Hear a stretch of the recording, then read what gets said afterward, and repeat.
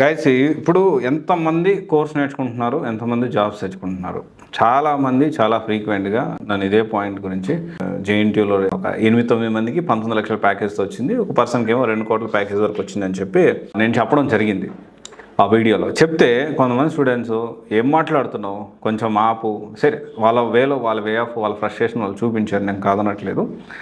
మీరు ఏం మాట్లాడుతున్నారు, ఎంతమందికి వచ్చిన జాబు, ఎంతమంది ఉన్నారు జనాలు, ఎంతమంది గ్రాడ్యుయేట్ అయ్యారు, ఎంతమంది జాబ్లెస్గా ఉన్నారు, ఎంతమంది నిరుద్యోగంతో జాబులు లేక కోర్సులు నేర్చుకుని ఇబ్బంది పడుతూ ఉన్నారంటే, మీరు ఒక పాయింట్ అర్థం చేసుకోండి.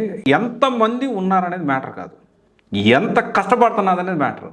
రైట్ వేలో మనం స్టెప్ తీసుకుంటున్నాం అనేది మ్యాటర్.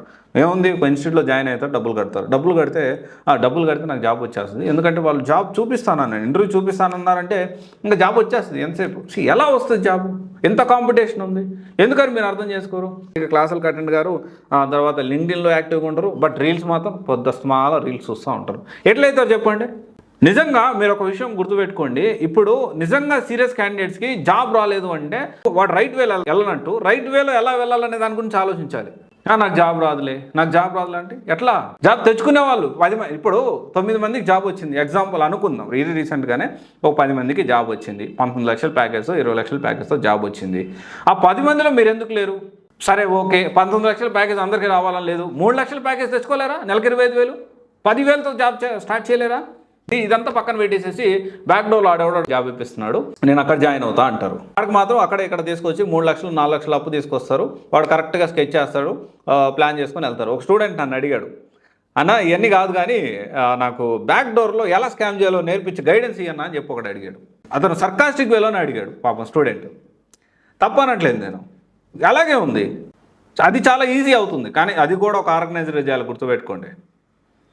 అది కూడా ఎలాగో చెప్తాను నేను, మీరు అడిగా కాబట్టి చెప్తాను ఎలా జరుగుతుందో. బ్యాక్డోర్లో ఎలా చేస్తారంటే, ఫస్ట్ సిఏ దగ్గర మల్టిపుల్ ఆల్రెడీ ఒక 10 సంవత్సరాలు 12 సంవత్సరాలు ఎస్టాబ్లిష్ అయిన కంపెనీస్ తీసుకొని మైండ్ స్పేస్లోనో, ఒక రిచ్ పాష్ ఏరియాలో మైండ్ స్పేస్లోనో, లేకపోతే గచ్చిబౌలిలోనో, లేకపోతే డిఎల్ఎఫ్లోనో, లేకపోతే స్కైవ్యూలోనో, లేకపోతే స్కైవ్యూలో కూడా ఒక ఇన్స్టిట్యూట్ ఒకటి ఉందంట, చేస్తుందంట. స్టూడెంట్స్ చెప్పాను నాకు కొంతమంది. ఓకే, స్కైవ్యూ గచ్చిబౌలిలో ఉంటుంది, చాలా పెద్ద బిల్డింగ్, దాంట్లోనో, లేకపోతే మనకి ఇంకా చూసుకుంటే మన టీ హబ్లోనో. ఓకే, ఎక్కడో ఒకరి దగ్గర మంచి రిచ్గా పాష్గా ఉండే ఏరియాలో ఒక మంచి ఆఫీసు, ఒక 10 లక్షలు పెట్టి మంచి ఆఫీస్ ఓపెన్ చేయాలి. ఓపెన్ చేసిన తర్వాత ఒక కొంతమంది మధ్యలో మిడిల్ మ్యాన్స్ని పెట్టుకొని వీళ్ళు ఏంటంటే స్టూడెంట్స్ని పుల్ చేస్తారు. లైక్ మీకు జాబ్ కావాలనుందా, జాబ్ పోస్టింగ్, నౌకరీలో జాబ్ పోస్టింగ్ చేస్తారు, అక్కడ జాబ్ పోస్టింగ్ చేస్తారు, ఇక్కడ జాబ్ పోస్టింగ్ చేస్తారు. 4 లక్షలు పెడితే నీకు ఈ కంపెనీలో ఇస్తాను, ఈ కంపెనీ వచ్చేసి స్కైవ్యూలో ఉంది, ఈ కంపెనీ వచ్చేసి ఎగ్జాంపుల్ చెప్తున్నాను నేను, ఈ కంపెనీ వచ్చేసి టీ హబ్లో ఉంది, అబ్బో మంచి కంపెనీ, అది మామూలుగా ఉండదు, ఎప్పుడో 10 సంవత్సరాల క్రితం నుంచి ఎస్టాబ్లిష్ అయింది, నీకెందుకు నేను సెట్ చేస్తాను, ఎంఎన్సీ కంపెనీ.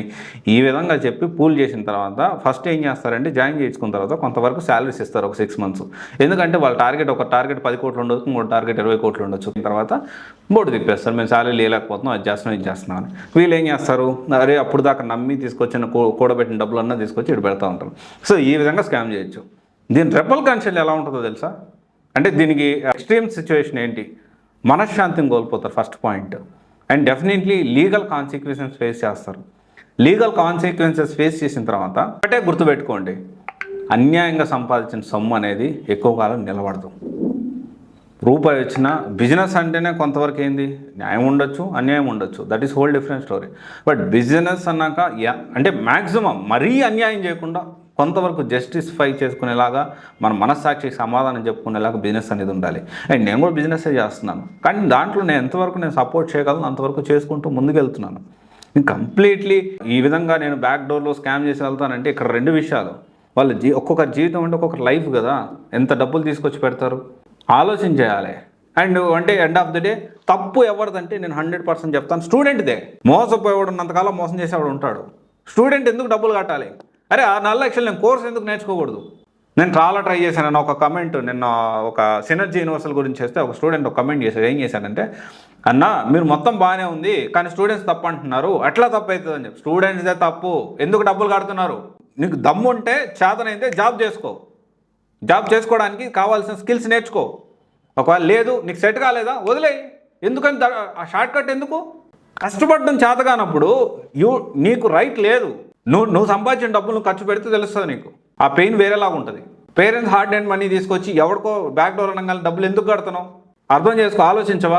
ఎన్ని వీడియోస్ చేస్తున్నాం, ఎన్ని అవేర్నెస్ వీడియోలు చేస్తున్నాం మనం, ఎన్ని అవేర్నెస్ వీడియోలు చేస్తుంటే ఇంకో స్టూడెంట్ నా దగ్గర కౌన్సిలింగ్లో అంటాడు, అన్న ఒకరు ఈ విధంగా నన్ను అడుగుతున్నారు, బ్యాక్ డోర్ నమ్మొచ్చా? బ్యాక్ డోర్ ఎవరైనా నమ్మొద్దు.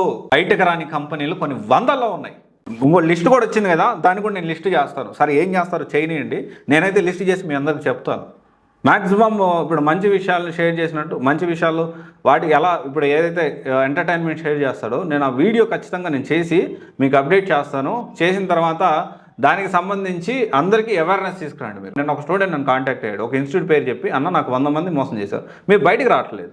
మీరు బయటికి ఒక్కొక్క రోజు లేట్ అయ్యే కొద్దీ వాడు ఇంకొక 10 మందిని 10 లక్షలు ఎక్కడేసుకుంటూనే ఉంటాడు. ఆలోచించేయాలి. అండ్ ఇంకోటి వచ్చేసి ఏంటి అంటే కోర్స్ ఎంతమంది ఉన్నారు, ఎంతమందికి జాబ్ వచ్చిందంటే అంత వచ్చిన 10 మందిలో నువ్వెందుకు లేవు? ఎందుకు అలా ఆలోచించలేకపోతున్నావు? ఆలోచించాలి. Okay, thank you. ఒకసారి ఆలోచన చేయండి. నేను ఒకవేళ మాట్లాడినా కానీ మీ మంచి కోరే మాట్లాడుతున్నాను, దాన్ని తప్పుగా తీసుకోవద్దు. తీసుకున్నా నేనేం చేయలేను. ఎందుకంటే నన్ను స్టూడెంట్దే తప్పు అంటున్నారు, మా మనోభావాలు దెబ్బతిన్నాయి, నేను సూసైడ్ చేసుకోవాలనిపిస్తుంది అంటే ఇప్పుడు ఒక విషయం నాకు అర్థం కావట్లేదు. నీ సూసైడ్ చేసుకునేంత ధైర్యం ఉన్నప్పుడు నిలబడి దాన్ని తెగించి ఎందుకు వెళ్ళలేవు చెప్పు? సూసైడ్ చేసుకోవాలంటే చాలా ధైర్యం కావాలి తమ్ముడు, గుర్తుపెట్టుకో. సూసైడ్ చేసుకోవడం అంటే చాలా ధైర్యం కావాలి.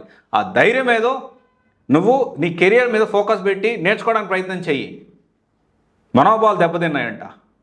నీ మనీ అయితే తెలుస్తుంది, మీ పేరెంట్స్ హార్డ్ ఎర్నింగ్ మనీ కాబట్టి నీకు మనోభావాలు దెబ్బతింటున్నాయి. ఆలోచించమ్మా తమ్ముడు, ఆలోచించాలి. ప్రతి ఒక్కరు ఆలోచించాలి ప్లీజ్. నా కళ్ళ ముందు నేను జరుగుతూనే ఉంది, చెప్తూనే ఉన్నా. ఓకే, ఒకసారి ఆలోచించేయండి. Thank you.